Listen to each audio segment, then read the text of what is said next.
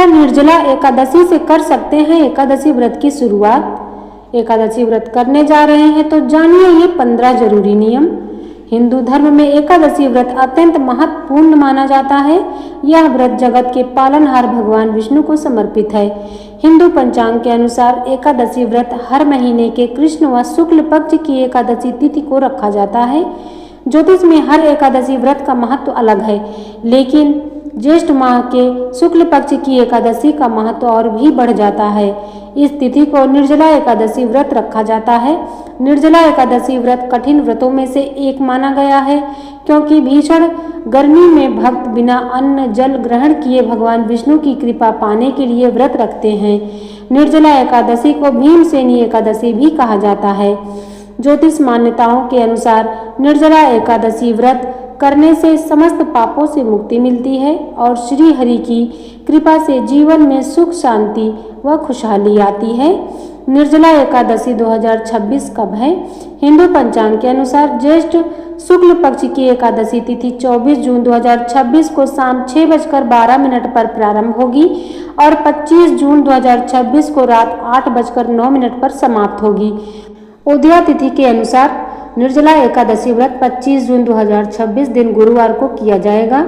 निर्जला एकादशी व्रत का पारण कब करें? निर्जला एकादशी व्रत का पारण 26 जून 2026 शुक्रवार को किया जाएगा। एकादशी व्रत पारण का शुभ समय सुबह 5:25 से सुबह 8:13 तक रहेगा। पारण तिथि के दिन द्वादशी समाप्त होने का समय रात 10:22 है। क्या निर्जला एकादशी से कर सकते हैं एकादशी व्रत की शुरुआत? आइए जानते हैं। धार्मिक मान्यता के अनुसार एकादशी व्रत की शुरुआत के लिए निर्जला एकादशी का दिन सबसे उत्तम माना जाता है। इस बार यह एकादशी मलमास या अधिक मास के बाद पड़ रहा है, जिसके कारण इसका महत्व और अधिक बढ़ रहा है। इसके अलावा एकादशी व्रत की शुरुआत उत्पन्ना एकादशी से भी कर सकते हैं। यह व्रत मार्गशीर्ष अगहन माह के कृष्ण पक्ष की एकादशी को आता है। पौराणिक मान्यता के अनुसार इसी दिन एकादशी तिथि उत्पन्न हुई थी। हालांकि अगर आप निर्जला या उत्पन्ना एकादशी के दिन व्रत की शुरुआत नहीं कर पाते हैं, तो आप किसी भी मास के शुक्ल या कृष्ण पक्ष की एकादशी से इस व्रत को प्रारंभ कर सकते हैं। निर्जला एकादशी व्रत का फल।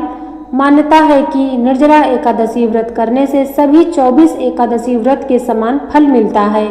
इस व्रत के प्रभाव से पापों से मुक्ति मिलती है और व्यक्ति सभी सुखों को भोग कर अंत में मोक्ष को प्राप्त होता है। एकादशी व्रत करने जा रहे हैं तो जाने ये 15 जरूरी नियम। हिंदू धर्म के अनुसार एकादशी व्रत करने की इच्छा रखने वाले मनुष्य को दशमी के दिन से ही कुछ अनिवार्य नियमों का पालन करना चाहिए। ये है एकादशी व्रत उपवास के जरूरी नियम।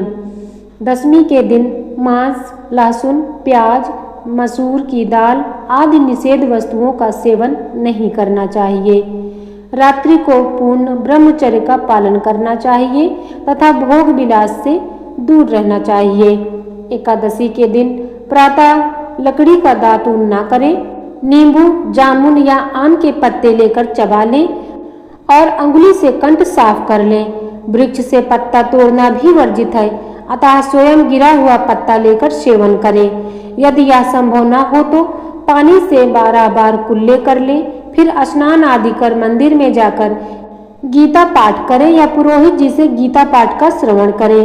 फिर प्रभु के सामने इस प्रकार प्रण करना चाहिए कि आज मैं चोर, पाखंडी और दुराचारी मनुष्यों से बात नहीं करूंगा और ना ही किसी का दिल दुखाऊंगा।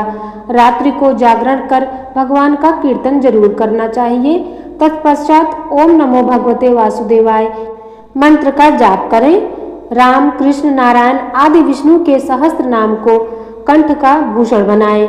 भगवान विष्णु का स्मरण कर प्रार्थना करें और कहें कि हे त्रिलोकीनाथ, मेरी लाज आपके हाथ है, अतः मुझे इस प्रण को पूरा करने की शक्ति प्रदान करें।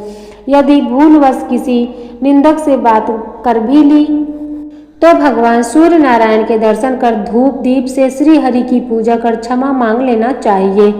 एकादशी के दिन घर में झाड़ू नहीं लगाना चाहिए, क्योंकि चींटी आदि सूक्ष्म जीवों की मृत्यु का भय रहता है। इस दिन बाल नहीं कटवाना चाहिए, ना अधिक बोलना चाहिए।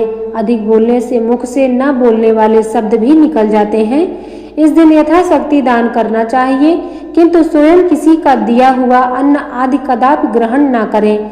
दशमी के साथ मिली हुई एकादशी वृद्ध मानी जाती है। वैष्णव को योग्य द्वादशी मिली हुई एकादशी का व्रत करना चाहिए।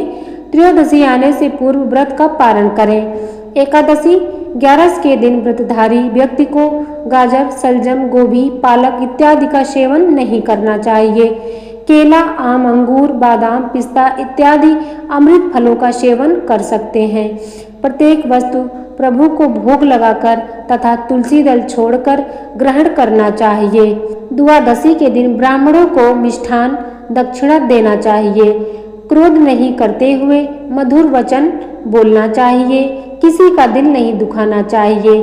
इस एकादशी व्रत को करने वाला व्यक्ति दिव्य फल प्राप्त करता है और उसके जीवन के सारे कष्ट समाप्त हो जाते हैं। श्री हरि की कृपा आप सभी भक्तों पर बनी रहे। धन्यवाद।